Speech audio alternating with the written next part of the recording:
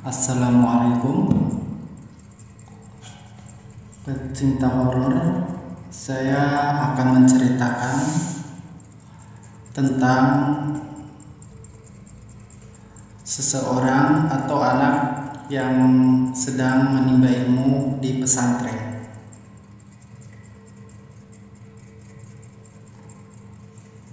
Kita panggil aja namanya Jana.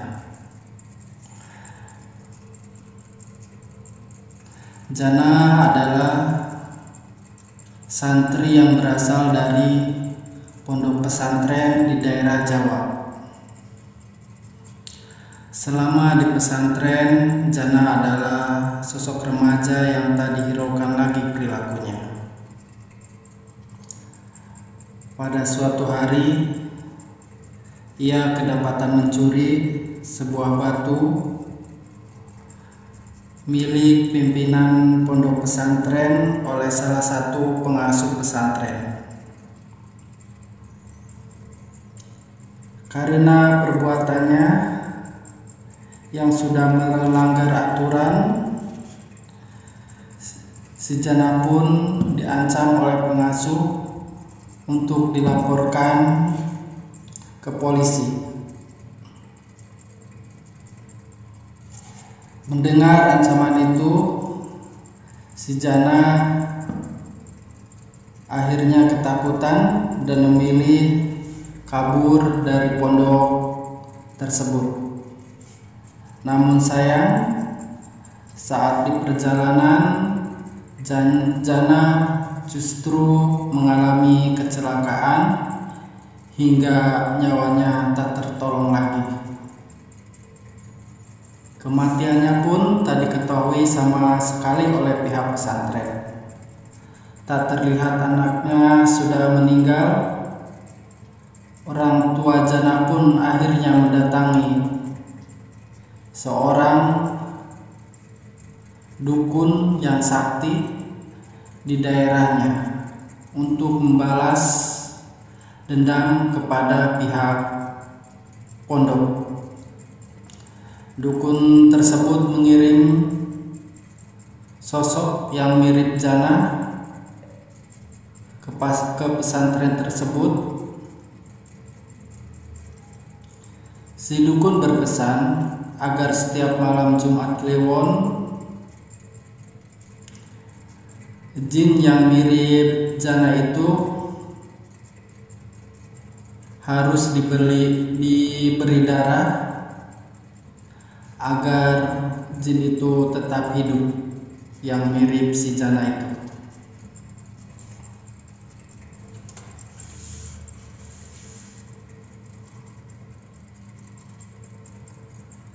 Singkat cerita,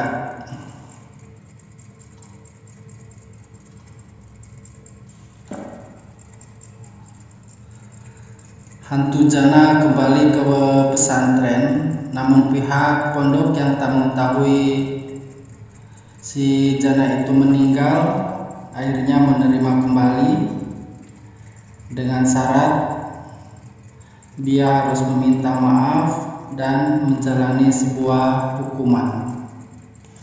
Kalau di pesantren itu biasanya kalau ada yang melanggar pasti akan diberi hukuman oleh pimpinan atau ketua yang mengasuh santri-santrinya. Di kamar, Jana terasa seperti tak seperti biasanya.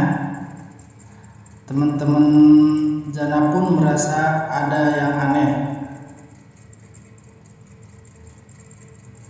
karena mukanya pucat dan terdiam 1000 bahasa. Kalau di kamar tidak banyak bicara. Bahkan tas Jana juga berbau busuk. Karena teman-temannya penasaran, akhirnya membuka tas si Jana tersebut dan ternyata di tasnya itu banyak berlumuran darah. Pada suatu malam, Jana meminta pengurus pesantren untuk mengantarnya ke kamar mandi. Si Jana itu minta diantar ke kamar mandi. Setelah 2 jam tidak keluar-keluar juga. Akhirnya pengurus pesantren dan beberapa temannya pun dipanggil untuk mendobrak pintu kamar mandi tersebut. Karena banyak orang, akhirnya bersama-sama mendobrak pintu kamar mandi tersebut. Ketika kamar mandi terbuka, ternyata ada sosok wanita berpakaian merah bertaring dan tertawa. Sontak saja orang-orang yang mendobrak pintu itu pun akhirnya kabur dan berlarian ke sana kemari dan ketakutan.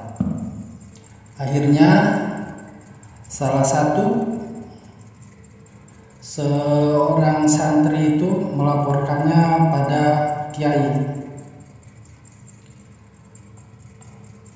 Dengan terburu-buru, Pak Kiai pun akhirnya mendatangi kamar mandi tersebut dan akhirnya hantu itu kalah dan dimasukkan ke botol dan akan membuangnya sejauh mungkin oleh santrinya.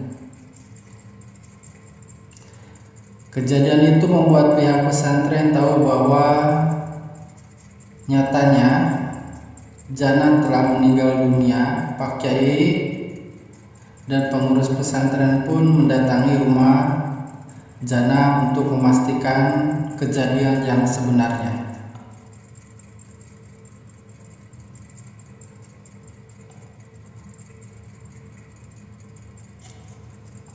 Cukup sahabat, cerita ini kami akhiri.